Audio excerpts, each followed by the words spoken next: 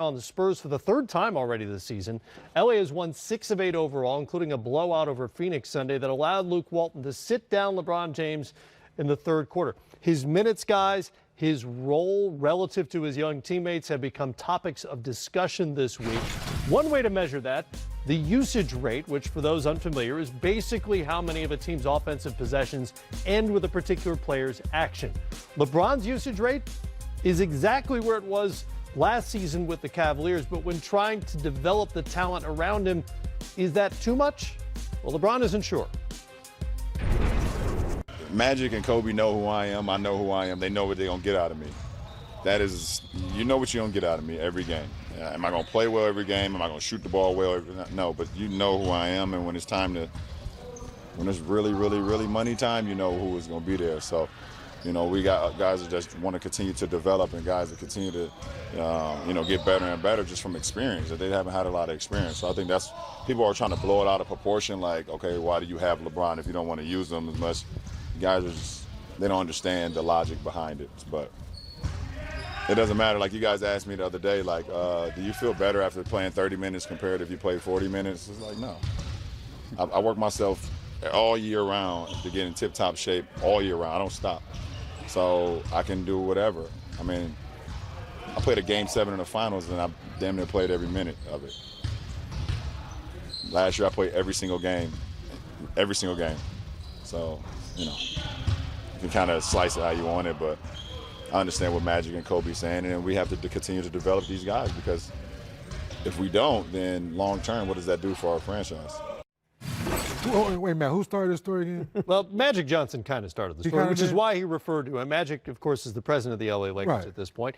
Kobe Bryant, in another interview, was asked about LeBron and his role, and both kind of hinted at the same idea that when you're developing a young team, as the Lakers are, there's a balance between relying on a superstar like LeBron James and trying to make the young guys better and helping them learn how to win on their own. Magic said we can't, basically, I'm paraphrasing, can't do what we did in Cleveland or what he did in Cleveland moving forward. And Kobe said this is not a recipe for a championship. In other words, you're going to develop these other guys if you're going to have a championship caliber team and not just a superstar guy. But what he did in Cleveland, what's wrong with what he did in Cleveland? Seems pretty good. But he did not have a Ingram or a Kuzma in Cleveland too, did he? No, he had more experience. He had more experienced guys, right. So that's why much as I love Magic, I'm trying to figure out what story is he trying to tell us, because it's apples and oranges. When you talk about, I feel like I get his point. But stay with me, Matt. But if there was a Kuzma, if they got rid of their young talent, they got rid of Bennett and they got rid of Wiggins. So they never had Wiggins. They brought in Kevin Love because they wanted more experience. Exactly. So that's why I'm still stuck with. There were not two guys when he came back from Miami.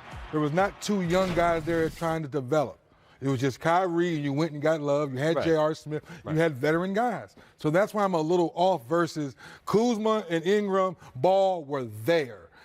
They were the team. LeBron came a free agent. LeBron comes in. Now it's time to reshuffle the deck and say, wait a minute, are we developing? Are we trying to win? Because we have LeBron now. And I understand what Magic and Kobe are getting at. They're talking about the long-term opportunities for the Lakers. But there is no long-term beyond LeBron's 34. Well, LeBron's not 32 or 28. Whatever LeBron's life is in terms of that contract he has with the Lakers, that is as far out as I'm planning. Sure. You know, and what the Lakers are thinking about and talking about is a franchise, a heritage franchise now, 3D, that's used to being a contender. All the time. And for the past 5 years, they've been in the wilderness. Right. So now you have LeBron back, and you automatically start thinking, well, how do we make this last for another generation and another 10, 15, 20-year stretch that you're used to? That's not how it works with LeBron. Right. You maximize what you can while LeBron's in that Lakers uniform, and then you concern yourself with the pieces after that. And that's just what Magic's getting at. He doesn't want it to be a situation where if LeBron's not out there, the power's out for the Los Angeles. But Matt, like we talked about last week, though, if that's the case, that's why you built this roster the way it is. That's why you got Lance Stevenson, Rondo, and all these mixture of older guys on one-year deals. Yeah. And then you have your young guys, somebody you want to build around. Those are stopgap guys. Yeah, so it's you're asking, hey, LeBron, come put us there and show us how to win. But then again, you don't play so much so our young guys can play and develop. So it's like They're walking a little bit of a tightrope exactly, in LA, the way they've gone about this. To me, when LeBron arrived, this was always about 1920. Yes. It was never about 18-19 because they don't have a roster that's going to win a championship more than likely. You never know what's going to happen, but almost nobody outside of LA would tell you they're going to win a championship. And I agree with LeBron. They were trying to set this up. Yeah. I agree with LeBron. His usage rate is exactly the same as you pointed out. Exactly the same. So it's not like he's completely changed the way he operates. Right. He's doing what LeBron has done for, as long as we can remember. He's doing it with a much different cast. Think about it. When he left Cleveland the first time, went to Miami, they reassembled the pieces in Miami to cater to LeBron and to win right away. Right.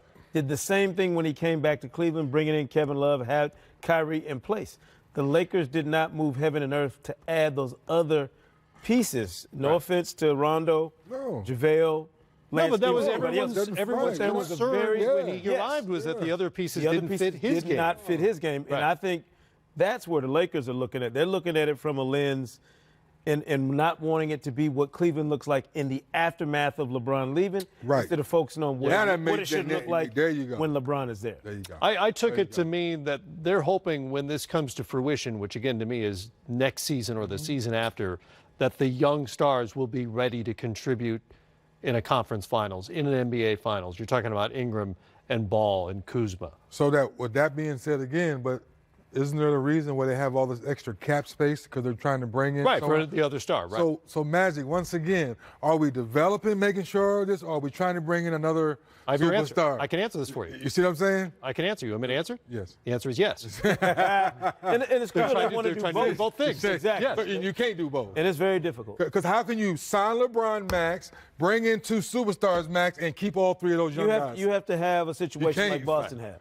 where you – the timing of contracts, and $8 million draft picks, and then eventually you end up losing somebody. Right. There's no way you can keep everybody. I do feel that was part of why Julius Randle is no longer in LA. But I do feel like this is the manufactured drama that comes with having LeBron James on your roster. Right. So welcome back to the spotlight, Los Angeles Lakers. This is what it feels like. Better talk about that than to be in the nothing headlines all the time. Talk about for something that might be absolutely nothing.